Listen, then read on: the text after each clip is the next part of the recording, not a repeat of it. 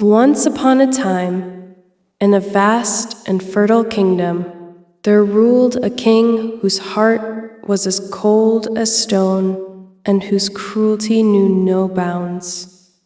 While his people suffered under heavy taxes and harsh laws, it was the women of his realm who bore the brunt of his tyranny. He issued cruel decrees against them, treating them not as human beings, but as property to be controlled and broken. Fear hung thick in the air, silencing every home. One evening, amidst this atmosphere of dread, the king's sigh fell upon a woman named Ilara. Unlike others who bowed their heads in terror, she held her gaze steady, a quiet defiance shining in her eyes. This spark, instead of angering him, fascinated him, in an act of possessive desire rather than love. He took her into his palace, making her his favorite. From their union, a son was born, a child with his father's strong features but his mother's gentle spirit. The king, seeing only another heir to his throne, showed no affection for the boy. His interest was purely in the continuation of his bloodline, not in the life itself. Ilara, however, saw something else in her son's eyes, a future free from his father's shadow. She knew with terrifying certainty that if the king ever saw how deeply she loved the child, or worse, if he perceived the boy's growing strength as a threat, he would destroy them both. A desperate plan began to form in her mind.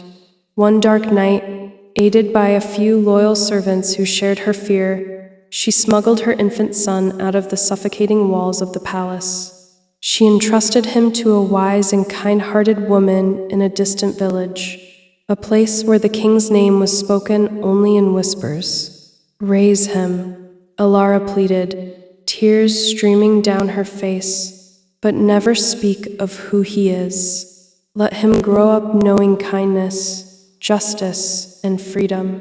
For years, the boy, whom they named Kian, grew up believing these loving women were his family.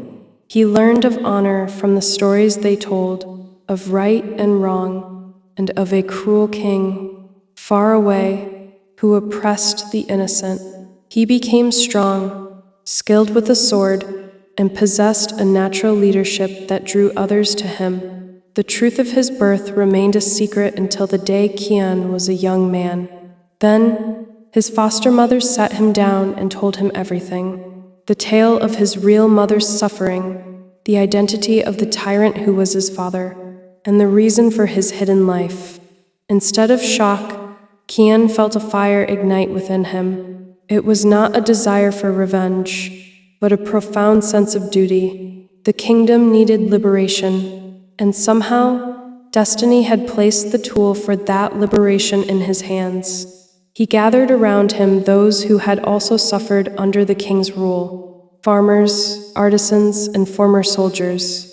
They formed an army of the oppressed, marching towards the capital, not as rebels seeking chaos, but as liberators demanding justice. When they reached the palace gates, the king emerged, confident in his power and dismissive of what he saw as a peasant mob. But as the battle commenced, the king found himself facing a leader of remarkable skill and courage. Their duel was fierce and brutal, a clash between old tyranny and new hope. In the end, it was Kian who stood victorious. With a final blow, the reign of terror ended. The king fell, not at the hands of a stranger, but at the hands of the very son he had neglected and the lineage he had sought to control. Ilara watched from the crowd, her heart breaking and mending all at once. As the dust settled, the people did not cheer for conquest. They cheered for justice restored. And so, Kian ascended to the throne. The crown that had been a symbol of oppression now rested on the head of its rightful and just ruler. The cycle of cruelty was broken, and an era of peace began, forged from the bravery of a mother and the righteous fury of a son who reclaimed his destiny.